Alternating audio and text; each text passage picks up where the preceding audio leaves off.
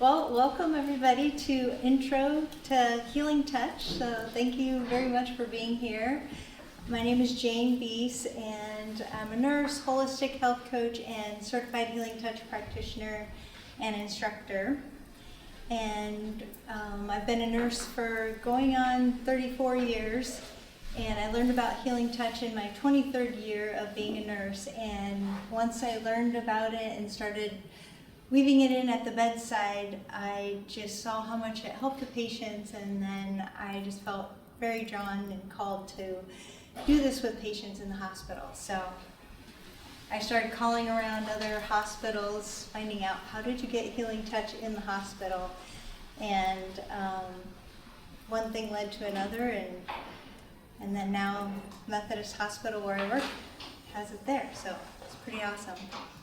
And all this information is, this is complimentary care, so none of this replaces any of your medical care or your mental health care, all that stuff. So this is all just complimentary information. So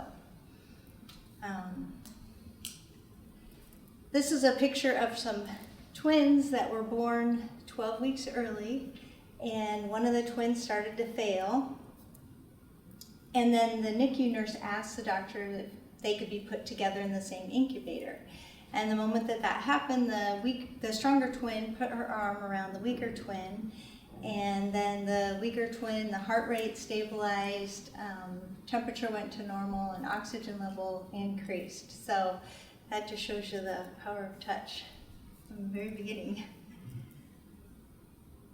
And also, I learned not too long ago, in the 1920s, in America, we had a really high mortality rate for children that were 0 to 1.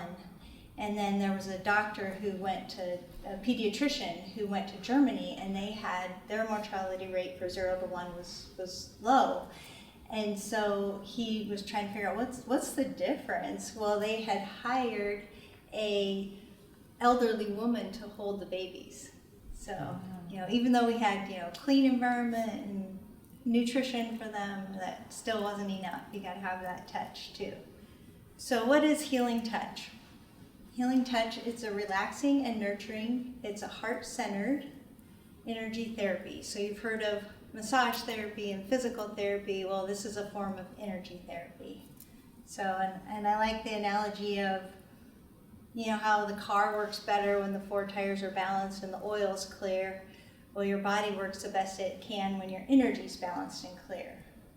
So Healing Touch is safe for all ages, and it's complementary to standard medical care. So I've worked with NICU babies that were just little tiny, up to a 107-year-old. That's the oldest person I've done Healing Touch with. So, and she could still get up and walk to the bathroom, and it was amazing. So what is healing? Healing means to be whole. So none of this is a cure, but it's healing. Healing means to be whole. It comes from a Greek word, halen, which means being whole in body, mind, and spirit. And then all healing is self-healing. So, if somebody breaks their leg, the doctor might reset it, but who's doing the healing? It's that person. So when I teach the classes, we say it all the time, like the healer's on the table. So we're just helping put them in that optimal state to heal. And just a couple quotes from our Florence Nightingale, our famous nurse, nature alone cures. What nursing has to do is put the patient in the best condition for nature to act upon him. And then the father of modern medicine, Hippocrates, said, natural forces within us are the true healers of disease. So with Healing Touch, it's a light touch on or sometimes above the body, and it helps the body to relax and balance. And then when the body gets relaxed, then it's in its optimal state for its own healing. So they don't know exactly how it works, but they know it works. There's some theories, one being when the body relaxes, they have done studies where they've shown the DNA sheaths open up and release healing chemicals. And so that's one of the theories. And another one is remembered wellness theory, and that is where, you know, my body being, the practitioner's body being in balance and clear, then gets in with the person that's on the table, then it helps their body to remember how to get in that balanced and clear state. So that helps it to heal. And then the other theory is placebo. So we all know placebo works, right? That's been proven a number of times. So some of the benefits of healing touch: easing pain, lower anxiety, and help bring around relaxation, peace, and calm, and well-being. And who can benefit? Everyone. But specifically in the hospital, we've done healing touch with patients and family and staff. And so just to give you an example of each of those, with a patient he was in with a bowel obstruction and he was scheduled to have surgery. And I went in there he was my patient, and he was having a lot of pain, but he didn't want to take any more pain meds because he was still holding out that he would have a bowel movement. And you know, he knew, his wife was a nurse, so he knew, like, if he took the pain meds, then that would potentially slow down his bowels. So I was like, and this wasn't long after I took Healing Touch Course 1. So I was like, well, I have some extra training. I could try this technique that might help your pain. And so he said, sure. And so I did some of the techniques to help decrease pain, and he relaxed and he actually fell asleep a little bit. And then I left, and then the next time I came back into the room, he was like, hey, will you do that thing again? And I said, sure. So this time he fell asleep a little deeper, a little longer, but his wife said about 15 minutes after I left, he started passing gas. And then later that shift, he actually had a bowel movement and he didn't have to go to surgery. So, you know, it's a combination of all the care he was getting, but his wife thought that the Healing Touch did really help him. So, thanks. And then with family, you know, they go through a lot too in the hospital. There was somebody who, her husband had a stroke, and they were like, didn't know which direction to go. Do we keep going with cares? Do we put in the feeding tube? Or do we let him go? You know, because we don't have a crystal ball to see where that's going to go. So she was having a lot of stress. She was a nurse also. And so I went and did what we call a Knowles mind clearing with her. And she got very relaxed. And afterwards we were walking back to the room.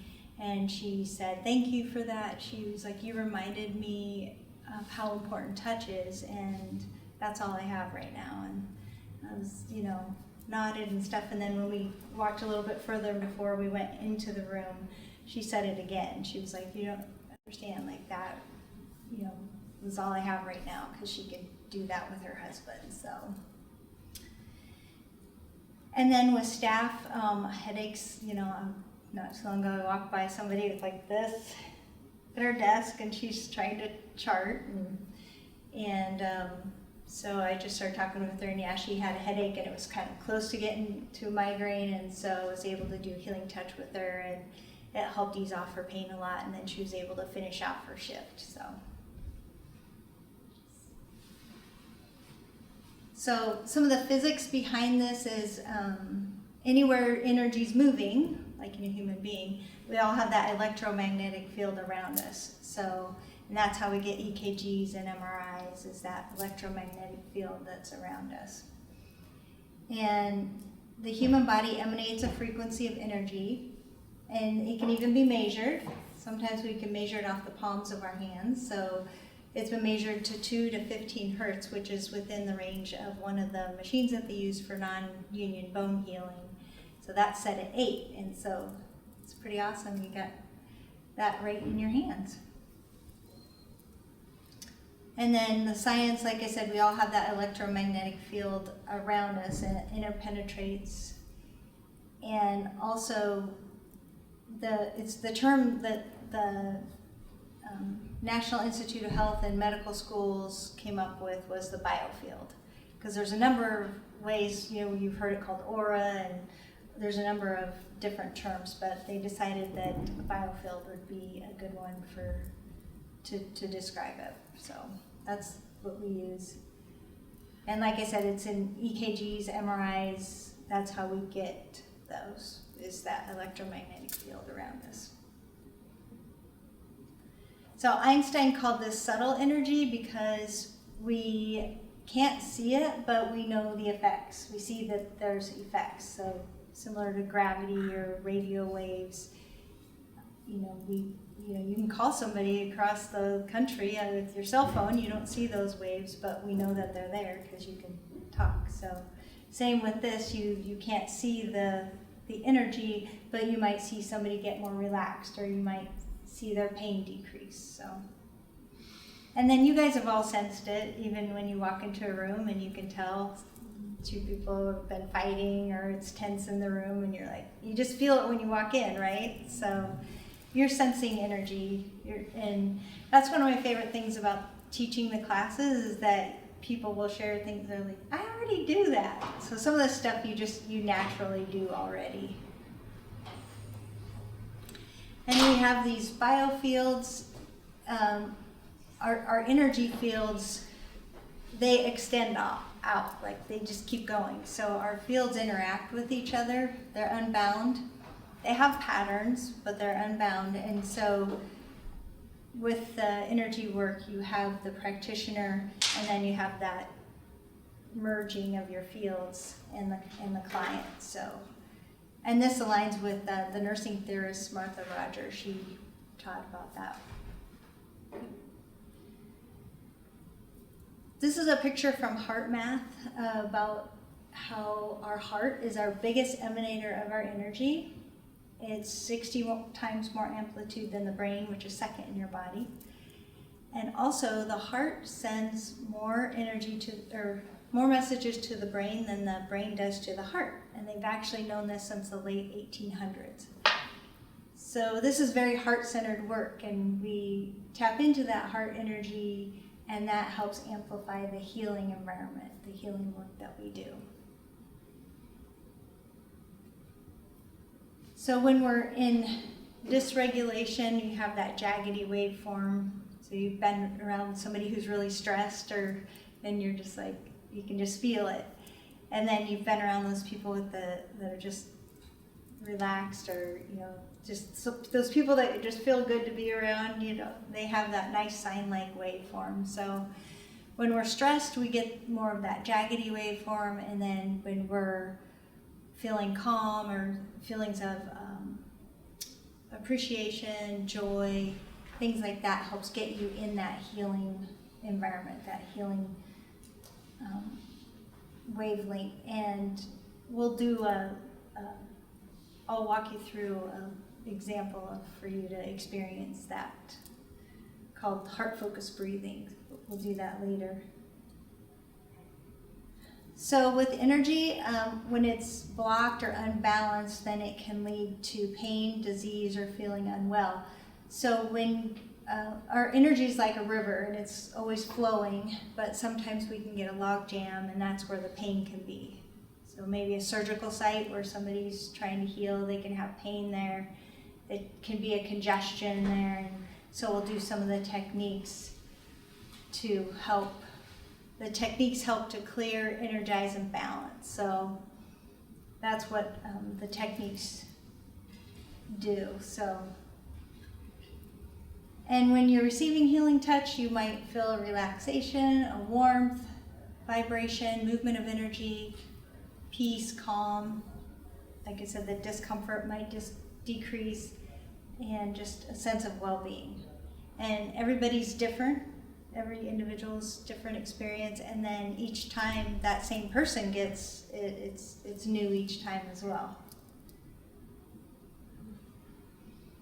So these are some of the clinical applications that Healing Touch has helped with, and I'll just share a couple examples. So there was one patient a young gal who had a new diagnosis of pancreatic cancer. And when she came up, she was having a lot of pain, and she was distraught because it was a new diagnosis. And I did one of the Healing Touch treatments with her called the Knowles Mind Clearing, and she got really relaxed and fell asleep. And then the next time I went into the room, she just had this look of peace on her face. So, and there was somebody who a young man who had cancer, and I went in to give him a Healing Touch treatment, and his wife had just left, and then I gave him his treatment, he fell asleep, and I left, and then I went in the next day, and his wife was telling me the story that later in the afternoon, late afternoon, she had asked her husband, like, have you taken any pain meds lately? And he goes, I haven't had any pain since I had that treatment. And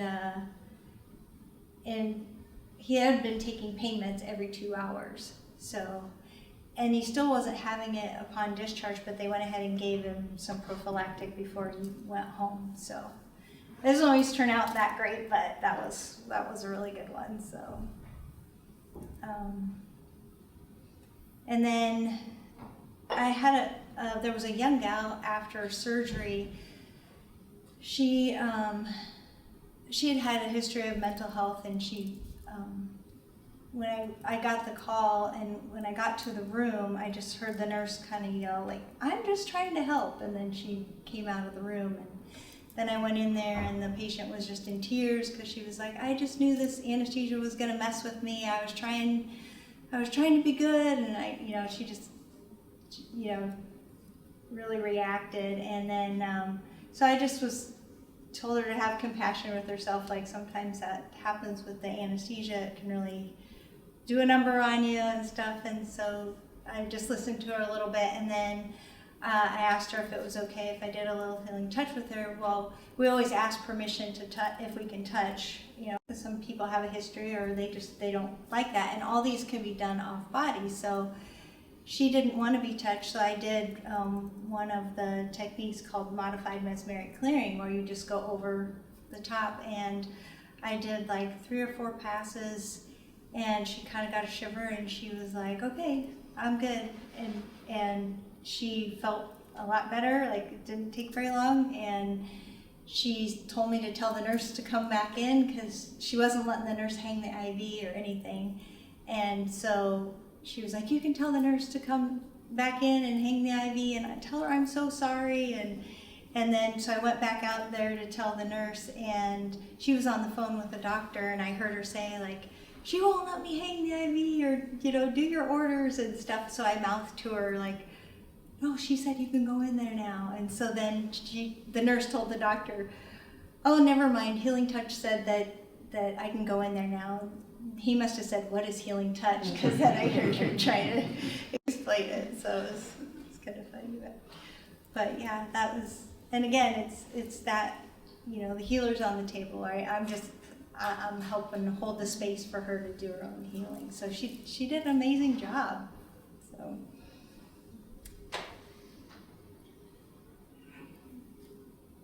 The credentialing, that is, this was all started by a nurse in the 1980s, Janet Menken, and she studied and practiced, different cultures, science, and she did a lot of, practicing, and if she found something to work 100 times, then it found itself in the curriculum. Because then, she was very gifted, and the American Holistic Nurses Association came to her and they said, hey, you got to share this. Like, this is, so that's how the program started. And the credentialing was done by the American Holistic Nurses Association. Well, you don't have to be a nurse to do this. Like the founder said, if you have heart and hands, you can do the work.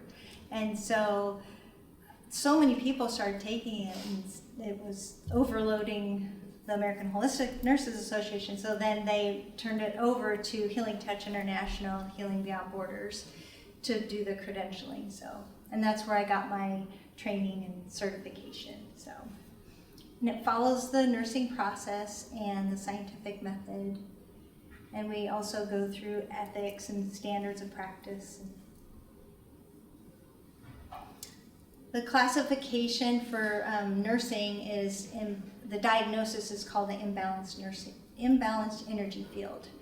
And healing touch is considered a nursing intervention, so we don't need a doctor's order. So when we put it in, you can just put no cosign required. So, yay. And then to get certified, there's 5 courses and then a certification process after that.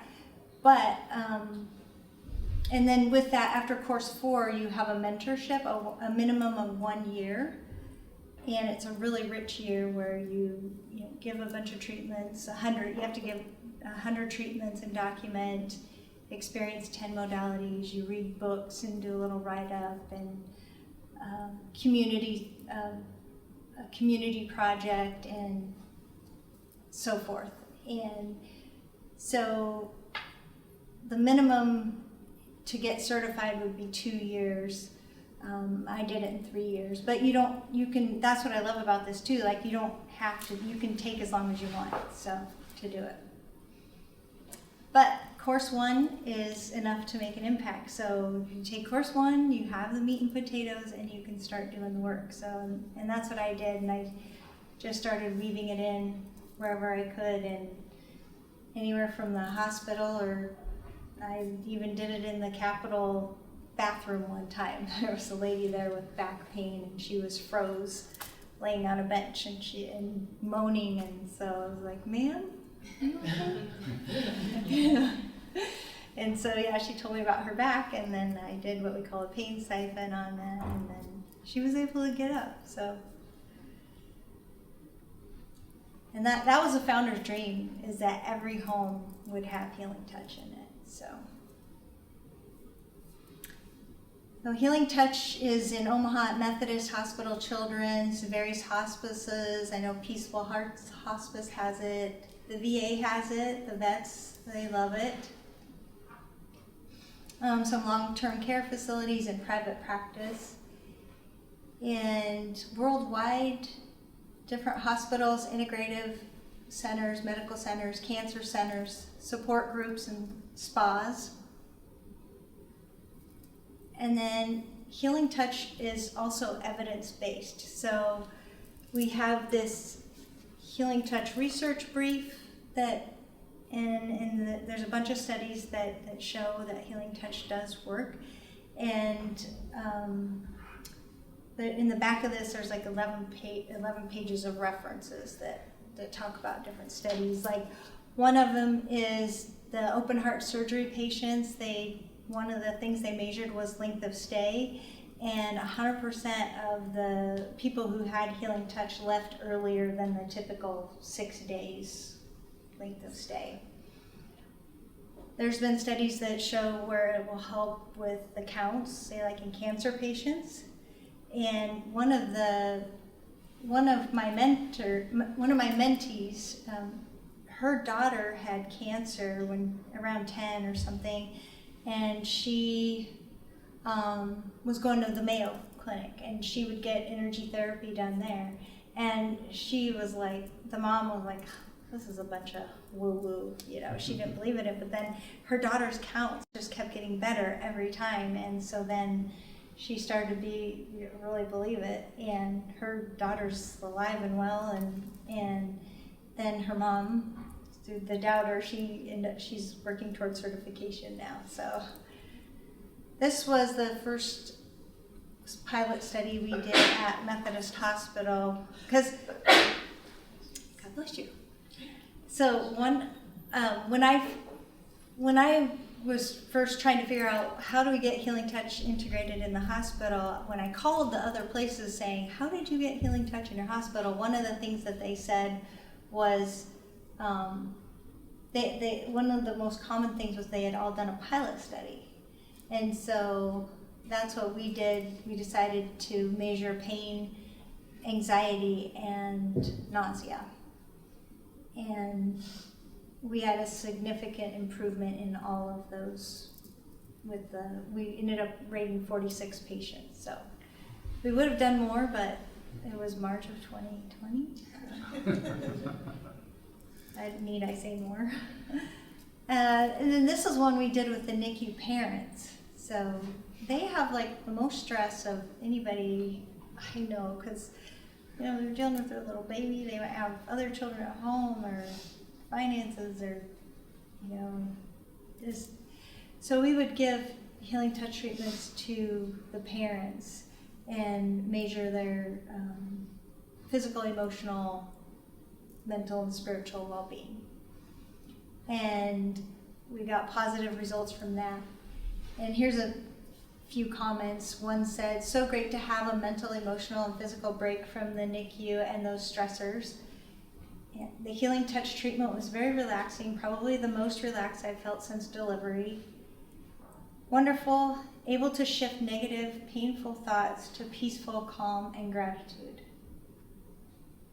And we had one mom call and leave a message on our machine because she was thrilled because she produced more breast milk after she had healing touch. So some of the bonus with healing touch is that it's great for self-care. And they did a study with nurses, although you could apply this to anybody, but the results were that they could apply their holistic concepts more easily, their coping skills improved, and then nurses that were around those other nurses that were trained in healing touch find themselves feeling more calm too. And then with healing touch, we talk about healing presence. Well, how do you become very present? And there's even studies that show how presence helps. They had some doctors seeing some patients that they had them get real present with them during their sessions, and they found that their diagnosis were more accurate, and it didn't even take any more time because they could trust them. They felt better about it. And so there's a difference of being there and being with, like both of them, to optimize the healing environment. So we do some grounding and heart centering to do that. Before we do the grounding, I just want to share a couple other things that healing touch has helped with. So it can also help at end of life. And I had a patient who, a young gal, went in to do healing touch with her. And as I was going, and her husband, I was holding, we have energy centers in our body, so I was putting my hands there, and he was like, "What are you doing? Pushing on pressure points?" And I said, "Oh, that's a good question. I'm holding where there's energy centers just to help her body relax and balance." And so he was kind of intense, but then he gradually kind of lightened up. But I was outside of the room later, and I was just charting, and he came up to me and he said, "I don't know what you did, but I'm a believer, and you can use this as a testimony." He said, "She hasn't pooped in 10 days, and she just did." So it can help with all kinds of things. So I didn't even know what was going on with her, but we set the intention for the highest good, and energy goes where it needs to go, and it helped her with what she needed in that moment. So that's another example of how it can help at end of life. And I've seen it too, where there was one who you could tell she was just struggling and just trying to figure it out on how to get to the other side, and she was like, "I think my nurse is tired of me," and she just was struggling, but she got really relaxed with the healing touch and calmed. And so it's wonderful to be able to do at that time too. And we had nurses at Methodist that went into patients' rooms during COVID to do that with them. There's a specific one that we'll do at end of life. And when some people were alone, they couldn't be with families, so that they would go in and do this with them. So it was very beautiful.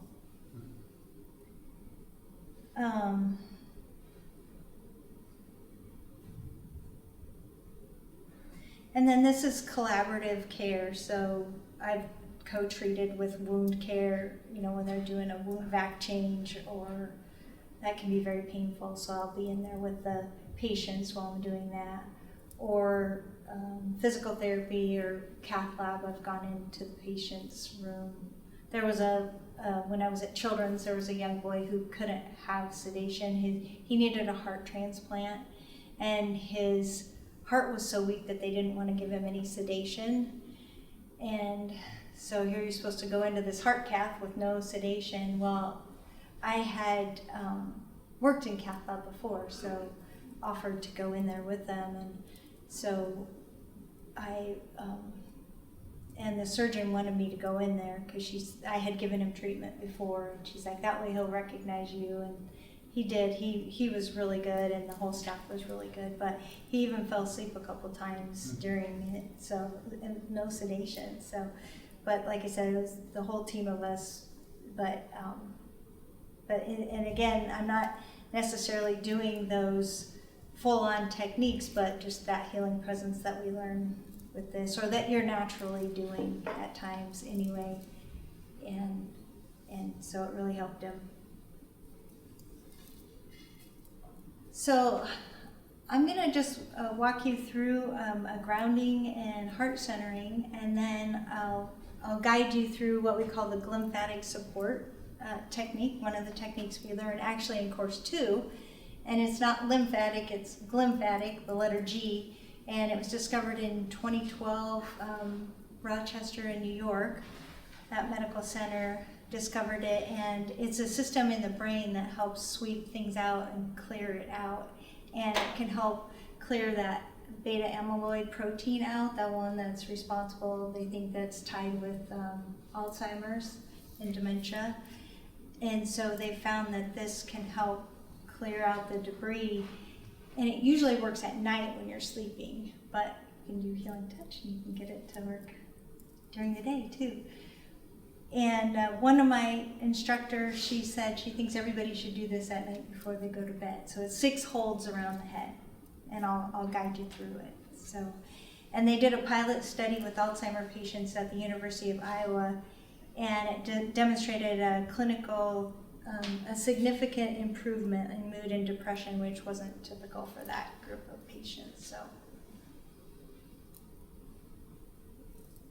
So with grounding, what is grounding? Why do we ground? So a healthy human and then the Earth's frequency is the same, but our frequency gets thrown off with, we're around all these electronics and cell phones, computers, and stress. Stress can throw off your frequency too. So when we connect back with nature, with the earth, that helps us get back into that healing frequency. But you can't always get there, right? We're in the hospital or you're at your work or whatever. You can't get to the mountain or the beach, but you can get there with intention. So a little bit about intention is that also has been proved with science. They at Princeton, they had an electric coin flipper, and so like heads or tails, right? And usually that's going to be 50%, but they would have people intend that more heads would be flipped, and sure enough, well above that 50% of the heads would be flipped. And also an example with Healing Beyond Borders, when they had their international conference, and it was in North Carolina, I think in 2012, they had set the intention that these seeds, which were actually in Arizona, so this works long distance too, but they set the intention that these seeds would grow twice as much and faster and taller than the control group. And sure enough, the seeds that they intended to grow taller and faster, and then they did. It was just under 50% more, I think, that grew. So that's another example of intention works. So even though you can't ground by being on the mountain, you can ground with intention, and that's what we do when we do healing touch. So why ground? Well, it helps keep you, stable, strong, helps keep you from shorting out, that lightning rod, how that helps so that your whole house doesn't short out. So it can also, if you stay grounded, you're staying grounded in your own energy. So it can help you not take on other people's. So you can still sense other people's, but you don't necessarily have to take it on. Like you can recognize it, but not take it on. So, and the Earth's frequency and a healthy human frequency is 7.8 hertz. So that's a little bit about grounding. And then heart centering, that is a frequency to get into. Remember that nice sine-like wave that we want to get that I showed you at the beginning? So when you think of things that bring you joy or make you smile or something that makes you happy, then that helps you get into that nice frequency, that healing frequency. So one of my teachers says babies, puppies, kittens. So that's how that slide got up there. But so just thinking about those things. So we get heart-centered, and then that amplifies that healing presence that you have with the person. And then that's the glymphatic treatment that I'm going to walk you through. So I'll just guide you through that and then we'll have questions afterwards. Okay, so go ahead and just find your feet on the ground.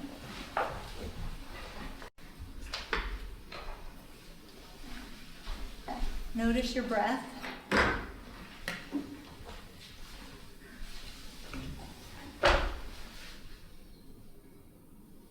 Taking some nice, easy breaths. Remembering to fully exhale. Sometimes we forget to breathe out. And we can't get a good breath in unless we're breathing everything out. So as you breathe in, notice your feet and connect them to the earth.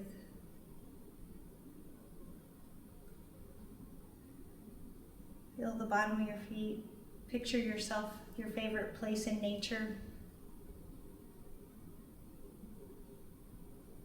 And our Creator gives us food to eat, water to drink, air to breathe, and also the earth's energy. So you can feel that earth energy traveling up from the core of the earth, up your feet, legs, your core, your shoulders, neck, and up over the top of your head, and just feel that wash over you.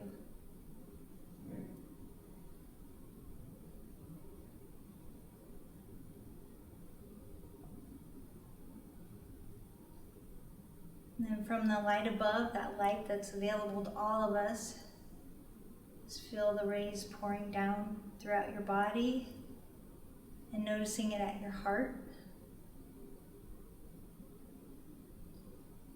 And you can even hold your heart, send a message to yourself that nurturing. And just breathe in and out throughout your heart.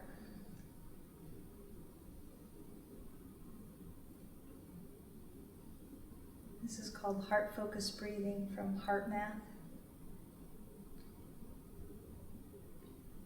And as you breathe in and out throughout your heart, think about something that makes you smile or something that you're really grateful for.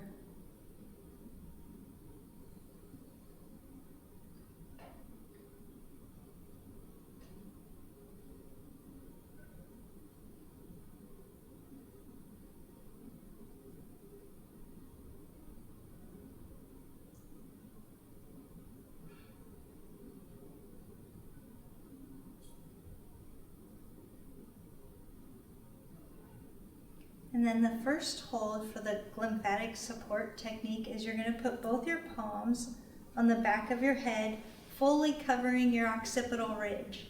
So your occipital ridge is where the base of the skull and the top of the spine meet. So you're going to hold them.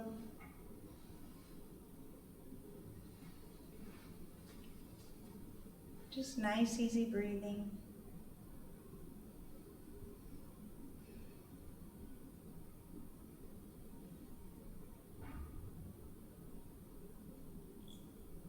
And then leave one hand back there and the other hand put on your forehead.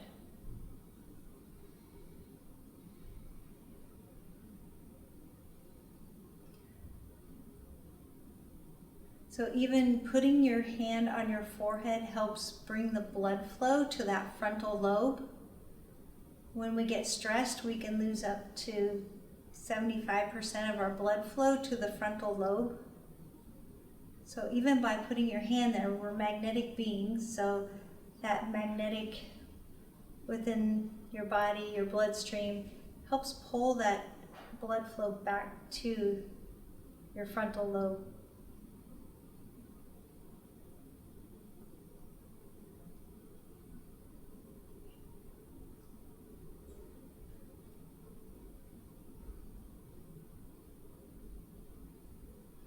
And then cover your forehead and eyes.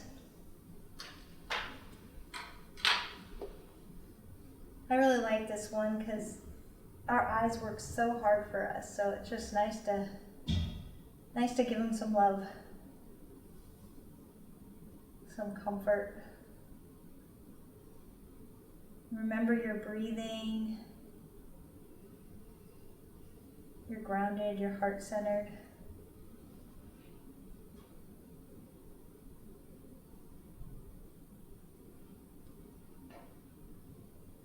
And then hold the top of your head.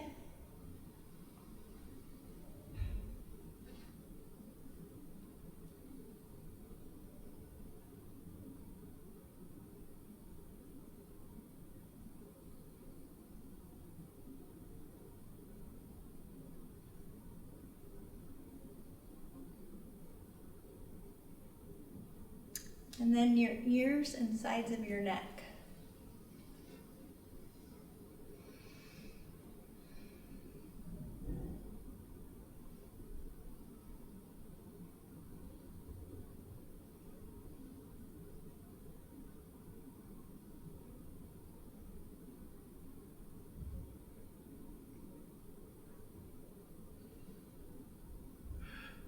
And then when you're ready, you can ground yourself and come back to this space. So that's a lymphatic support. So, and there's something about that last hold, I don't know exactly what it is, but something extra special about that one, just holding the ears and the side of the neck. And an example of that is that I had a patient who, she had aortic aneurysm, she had had surgery, and she had encephalopathy, that swelling in the brain, and she was just really restless and just moving nonstop. And she was very pleasant, and her daughter was amazing with her, but she just like was moving all the time and pulling at things. And so I was trying the typical things that I would do, and it just wasn't cutting the mustard. So then I just got a hit to like, okay, just hold her ears and her neck, and I did that, and she just held still. And then we all looked at each other like, wow, you know. So, and I've had other people, when I'm doing that, they'll make a comment when I get to that hold. So, and that's what's nice about this healing touch. These, you know, we teach you different techniques, and there's different steps in the techniques. Like this one has 6 steps, but you know, sometimes when you're weaving it at the bedside, you know, you don't have to do them all. You can do bits and pieces. So, and it doesn't take very long, and it can really be helpful. So, yeah. So that's a little bit about healing touch. So, you guys have any questions or comments? How much pressure would you do? Like, are you really light touching, or are you kind of like very light? touching, or, okay. Yeah. So how much pressure was the question? It's a very light, just a feathery, light touch. So yeah, thank you for asking that. So is healing touch an umbrella, and things like Reiki be included? Am I saying that right? Yeah. Is that included in this, or is that a separate practice? They're both energy therapy, Mm-hmm. both very helpful, and the Reiki comes from the Eastern tradition, Japanese, right? Mm-hmm. These guys are trained in it. So. And then the healing touch was the energy therapy that we learned from the nurse here in the States. So, yeah, good question. What about how you can do it from like afar or like over the phone? How does that work? Yes, yes, you can do this distance. So, not that I know anything about quantum physics, but like that, or prayer, it reaches across. So you can do this work long distance. So you treat it just like you normally would, even if you were in person with them, and it's quite amazing. So, and I mean, I can speak from my experience in receiving it or giving it, how like it's so powerful. You really feel it, just as if you're getting a treatment in person, and had it decrease pain. Yeah, so there's a number of ways you can do it. You can do it on the Zoom. I've done it. I recently did it with a gal. My mentor, Dr. Oliver, he's in California, and he sent me a referral for a lady she's out east somewhere, I think Jersey, but she's 89, and so she wanted a treatment, and so I had my FaceTime on, and she was holding hers, and she was laying on the couch, and she got really relaxed, and then it was kind of funny because she'd fall asleep, and then the phone would be pointing toward the ceiling, and then she'd wake back up, and then I'd see her again, and so yeah, you can do it long distance too. And one time at the hospital, there was somebody who was having excruciating pain, and he was thrashing around, and I started doing healing touch with him, and he did calm a little bit, and then all of a sudden he was like, I gotta shower.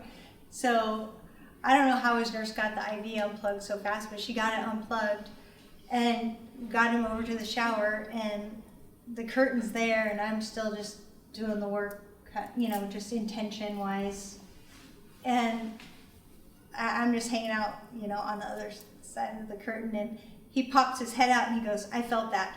and his pain was gone, and the next thing I knew, he was walking around the hall, and he was going to be discharged. So yeah. I have a question. So we're Reiki masters, and with the Reiki we have symbols that we use to we activate our Reiki with symbols. Okay. Does Healing Touch have symbols? We do not have symbols. Okay. How is it activated? Just by your intention? Yes, intention, and then we ground, we heart center, we intend for the highest good, and we attune with them, the person, and then we recognize that one source of power, our creator, divine, that's providing us with that energy. So that's the source of yeah. Did that answer your question? Mm-hmm. Absolutely, yes, Yeah. thank you. Yeah.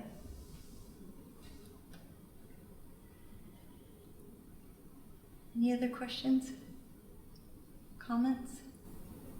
Jane, how do we hear about classes? I've taken course 1 before, but it's been so long ago. I feel like a refresher would be helpful, but how do we advertise your classes? That would be great, yeah. We have a list of the classes. It's on Healing Beyond Borders website. And then at the hospital, there's some flyers around, but I can also send it to you. So yeah. And then once you've taken course 1, if you want to do a refresher, it's not, you can come in as a helper, or you can take it as a repeat. So when is your next class for the first one? April 15th and 22nd, so it's 2 Wednesdays. Okay, so April 15th. Yeah. And 22nd? Yeah. And that's for course 1. Yes. On the flyer we have, it says September is the next one. Is it maybe just an old flyer? If you go to the flyer needs to be updated. Okay, so where do we go to see that? If you click on the QR code or scan it, it will show you the correct dates. So it's correct on the website, Perfect. but it's not correct on the flyer. So We were very excited to take this, and then we were like, well, we're going to have to wait till September. So yes, April. Totally. April would be great. Yeah. You bet. This is on the Healing Beyond Borders website? Yeah, the classes are listed on the Healing Beyond Borders website, and then also there's some flyers around Methodist that has listed. For the classes here. A lot of times they're here. Sometimes a different location, but a lot of times they're here. So, and it's fun. And you get, if you're a nurse and you need CEUs, you get 18 CEUs. So it's the most fun CEUs you get. And level 1 is 2 days. Yes, 2 days, 8 hours. We do take a full hour for lunch, so that's not something we nurses are used to, but you'll like it. Yeah. Any other questions, comments? Has everybody had a treatment before, or? I used to work with someone who did Reiki, and she sent me stuff when I was really stressed and stuff, and it helped a lot. Okay, so you had long distance. Yes. Yeah. Yeah. Wonderful. I had just a fun, I don't know if it was a fun experience, but it was an interesting experience when I took the class. One of the therapies, I don't even remember which one it was, but I had lost a daughter that had passed away. So it's been like 11 years now, but when I took the class, it had been only like 5 years maybe.